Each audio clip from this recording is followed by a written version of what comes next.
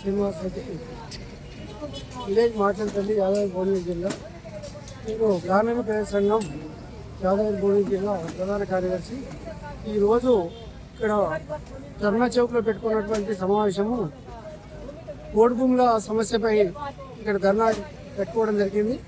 ఈ బోర్డు భూముల సమస్య యొక్క ఆదివాసులు, అడవి ప్రాంతాల్లో ఉండేటువంటి ఆదివాసులు ఎక్కడైతే ఉన్నారో వాళ్ళ జీవితానికి ఏది లేకుండా ఆ పోడు భూములను సాగు చేసుకుంటూ ఉన్నటువంటి ఆ భూములను వీళ్ళు ప్రభుత్వాలు అనేక దశాబ్దాలుగా ఏ ప్రభుత్వం వచ్చినా కూడా మేము వస్తే పట్టాలు ఇస్తాము, మేము వస్తే వారికి హక్కులు కల్పిస్తామని చెప్పని ఎన్ని 170 చట్టాలు వచ్చినప్పటికీ, అడవి ప్రాంతం చట్టాలు వచ్చినప్పటికీ ఏ చట్టాలను కూడా వారందరూ వారు అమలు చేయడం లేదు.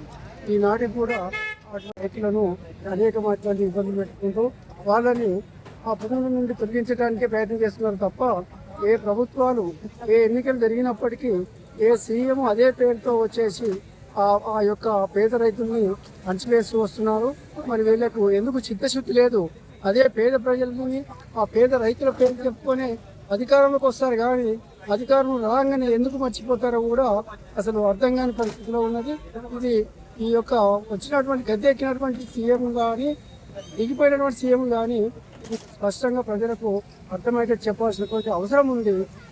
కాబట్టి అదే కాకుండా ఈ యొక్క ఇది ప్రభుత్వ భూములు కానీ అనేక రకాల భూములను తీసుకొని వాటితో వ్యాపారం చేసుకుంటూ వస్తున్నారు తప్ప ఇంకా ప్రజలకు మిగిలించేది ఏమి లేదు.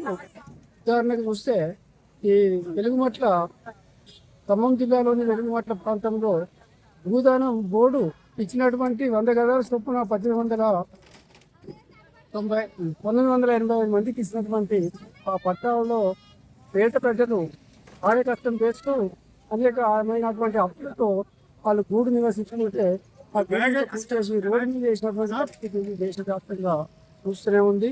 ఈ ప్రభుత్వము ఈ ఘోరమైనటువంటి పేద ప్రజల్ని నష్టం చేయడాన్ని మానుకోవాలని హెచ్చరిస్తూ ఉన్నాను. మానుకోకపోతే గ్రామీణ పేద సంఘము ఆధ్వర్యాన అనేకమైనటువంటి పోరాటాలు చేస్తూ ఈ యొక్క మెడల్ వస్తుందని చెప్పని నేను హెచ్చరిస్తూ ఉన్నాను.